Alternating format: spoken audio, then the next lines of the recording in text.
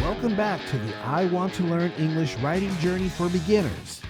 In Activity 17, we're going to review and work with prepositions. If you remember from our lessons in the I Want to Learn English textbook, we covered two types of prepositions: prepositions of place and prepositions of time. In this activity, we'll be working with both. Look at the pictures in your textbook and select a preposition from the preposition box that works for that picture. Then your task is to write a sentence using the preposition you have chosen. Look at the picture that goes with number 1. What preposition do you think would work with this? If you are looking at the little dog, ask yourself, where is that little dog? Pause the video and think about your preposition choices.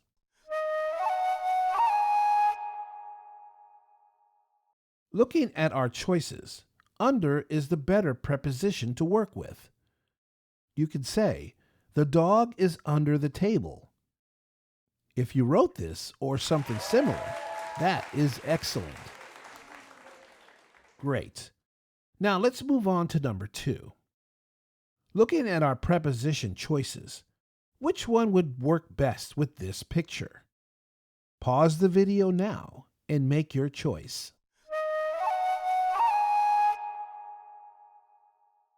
There are a couple that would work, but the obvious one has to do with time.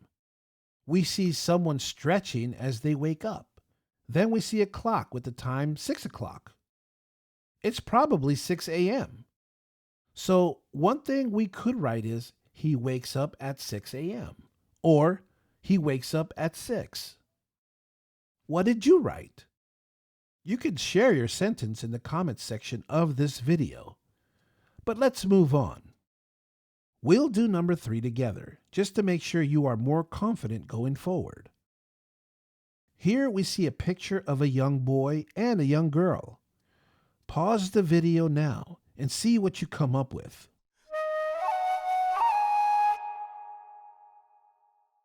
So for me, the preposition next to is the easier choice. But you could also use with. I wrote, the young boy is next to the young girl. But you can also say, the young girl is next to the boy.